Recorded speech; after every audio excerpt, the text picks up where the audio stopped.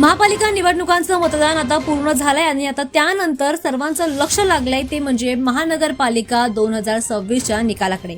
मुंबईकरांसाठी ही बातमी आहे। 227 जागांसाठी झालेल्या निवडणुकीमध्ये मनसेला फक्त 6 जागा मिळण्याचा अंदाज व्यक्त करण्यात येतोय, तर शिंदेच्या शिवसेनेला 54 जागा मिळण्याचा अंदाज व्यक्त करण्यात येतोय।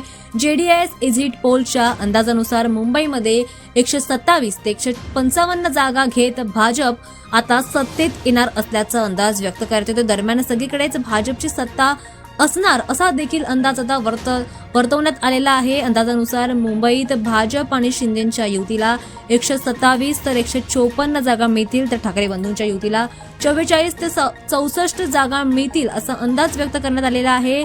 जेडीएस एक्झिट पोलच्या अंदाजानुसार मुंबईत उद्धव ठाकरेंच्या शिवसेनेला 44 ते 58 जागा मिळण्याचा अंदाज व्यक्त करण्यात आला आहे। तिथेच राज ठाकरेंच्या मनसेला फक्त 6 जागा मिळतील असं म्हटलं गेलंय। दरम्यान आता या महानगरपालिका निवडणुका या बऱ्याच आगळ्या वेगळ्या अशा पाहायला मिळाल्या। सगळ्यात लक्षवेधी अशी महानगरपालिका निवडणूक यावेळी पाहायला मिळाली। 9 वर्षांनंतर झालेली ही निवडणूक महत्वाचा विषय आणि महत्वाचंच चर्चा या निवडणुकांची होते। त्यामुळे या निवडणुकांमध्ये काही मित्रपक्ष देखील शत्रू झाले आणि काही शत्रू देखील एकमेकांचे मित्र झाल्याचं या महानगरपालिकेने बघितलेलं आहे। त्यामुळे आता ही महानगरपालिका सगळ्याच बाजूने लक्षवेधी ठरते आणि आता त्यातच सगळ्यांचं लक्ष लागलंय ते म्हणजे निकालाकडे। आणि उद्या मतमोजणीला सकाळपासूनच सुरुवात होईल आणि त्यानंतर निकाल जाहीर केला जाईल।